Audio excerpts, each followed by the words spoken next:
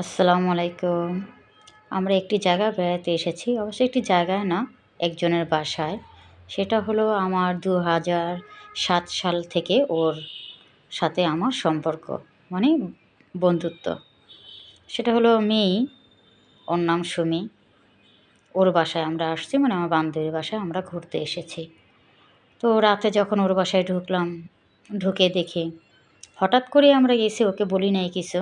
যায়ে দেখি তো যে ওরা বসে আছে। এই যে দেখেন, যাদের কথা বলেছি সে হলো সুমি আর শফিক, হাজব্যান্ড আর ওয়াইফ। দুজনের খুব ভালো একটা ছবি দেখে আমি করে রাখলাম পিকটা।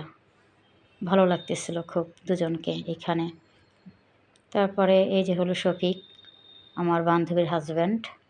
আমার হাজব্যান্ড এসে ক্লান্ত হয়ে গেছে, প্যান্ট শার্ট খুলে বসে রয়েছে আমার বাচ্চা আর বান্ধবীর ছেলে। তো আমার হাজব্যান্ড তাড়াতাড়ি করে উঠে বসলো যে, তুমি কি এখানে আসছো? আমি কি হ্যাঁ বসো তোমরা, আমি আসছি, একটু ঘুরে দেখতেছি।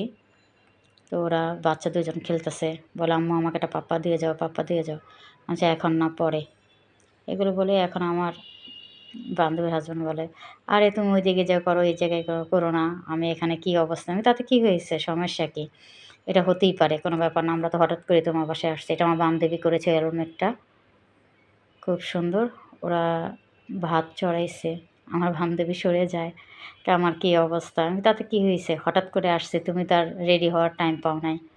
ওরা চামিচ টামিচ বের করতেছে, আমরা তো না বলে আসছি।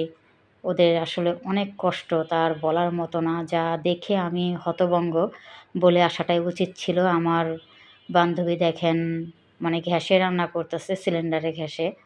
ওদের চুলা দুইটা উপরে, একটু গ্যাস নাই। আমি দেখে হতভম্ব যে এতটা কষ্ট কিভাবে করে মানুষ। তখন বাজে রাত 11টা, তখনও ওদের গ্যাস আসে না। ওরা সব কিছু রান্নাবান্না করলো তাড়াতাড়ি করে।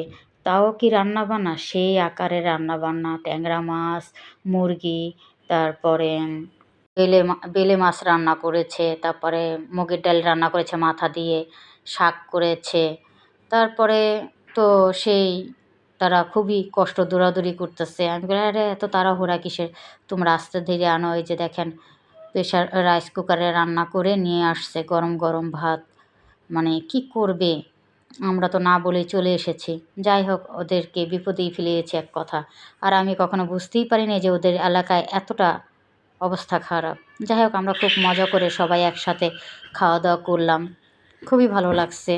আর এতটা আয়োজন ও হঠাৎ করে করতে পারবে, আমি ওরে বললাম যে তোমার তো অনেক কষ্ট হয়ে গেছে, তাতে কী হয়েছে, এরকম করে হঠাৎ করে আসলেই ভালো লাগে, খুবই আনন্দ হয়। একসাথে খুব মজা করে কথাবার্তা বলে তারপরে আমার হাজব্যান্ড খাচ্ছে, বাচ্চা দুটো খাচ্ছে, আমার বান্ধবীকে বসালাম, বান্ধবীর মেয়েও আমার পাশে বসা। আমার মেয়ে ভিডিও করতেছে, হাজব্যান্ডটা দাঁড়িয়ে আছে। তারপরে ওরা বলতেছে যে, আম্মু তুমি বেড়ে দাও, আঙ্কেল আবার প্লেট নিয়ে আসলো ওর আঙ্কেল।